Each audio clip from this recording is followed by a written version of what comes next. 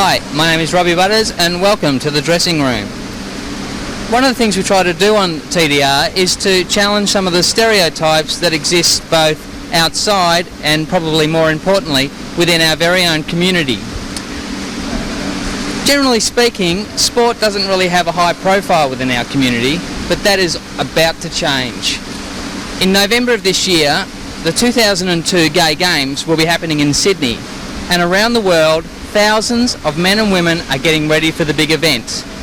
And today, in this pool behind me, our very own Chris Sloan is going to interview a bunch of boys who are working very hard to get to Sydney.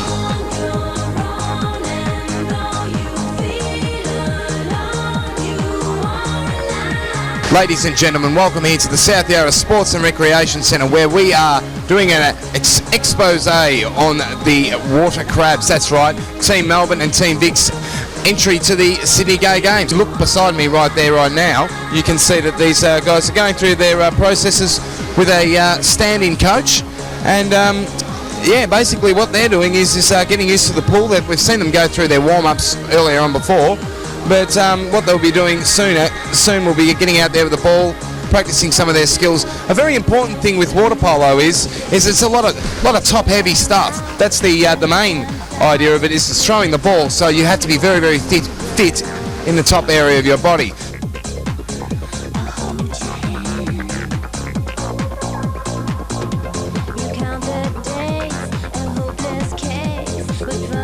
You're here with Owen White. Owen, you must be stuffed after that.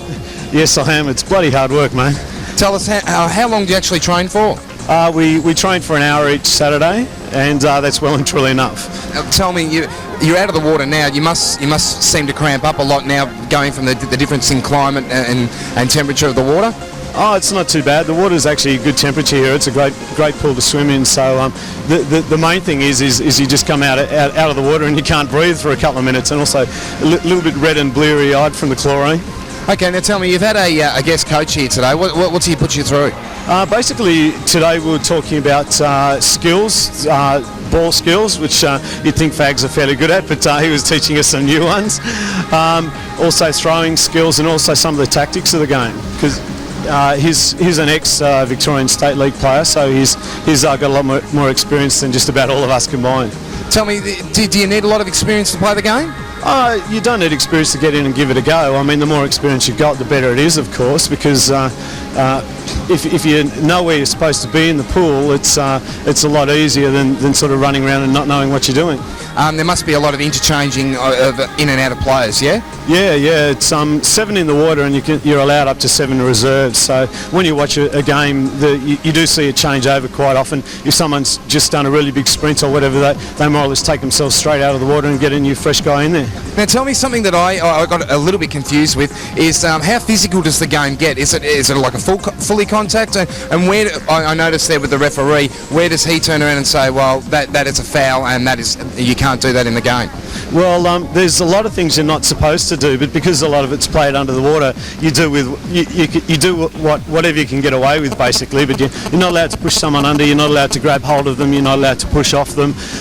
You're also not allowed to hit them. But you never know, these things sometimes happen in the water. For instance, if the ball's going to come up, say, in a high direction, are you able to launch yourself off another opponent? No, you're not allowed to push off another opponent, but quite often it does happen, and the ref can't see everything. Not a problem. So you're training every Saturday, I suppose, now for the games, and is that going all on schedule? Oh yeah, we're looking at the water polo so far. We've got something like 15 teams registered. So I think there's 3 or 4 teams from the United States, a couple of teams from England, one from Paris, one from Germany. So it's going to be a well-contested sport. Now, I believe there's an English international player in the English side. Yeah, we've heard a bit of a word there. So this guy has full-on national experience. So we're going to have to put one of our biggest and best guys on him, and either that or take him out and get him really shit-faced the night before we play. I must say, what a good-looking side you do have, so I think you do very well there. Mate, best of luck. We're going to keep following you, so don't worry, we'll be back again. So, but tell me, I've got one question. How did you guys get into DNA and that whole article? I don't know if you've seen it.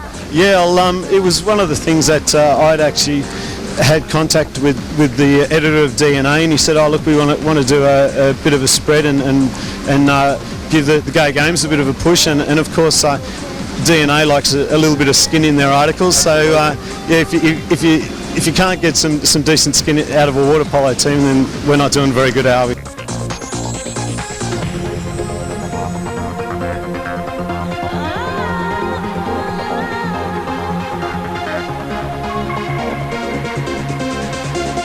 Tell me, guys, how did the crabs come about?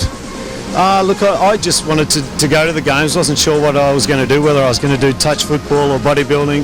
But water polo is one of the sports I used to play as a kid, and I thought, well, it'd be really nice to get in there and play it again. So I thought, well, if you're going to do something, sometimes you just got to get out there and organise it yourself. So that's what I did. Spoke to a few people that I thought were interested, and they were really keen. So yeah, we've been training now for about it's about eight months, I think it is, and each month or so we have 1 or 2 new people come along. A couple of people dropped off on the way because they realise it's a lot harder than they originally thought. But Rob's one of the guys who's joined us recently.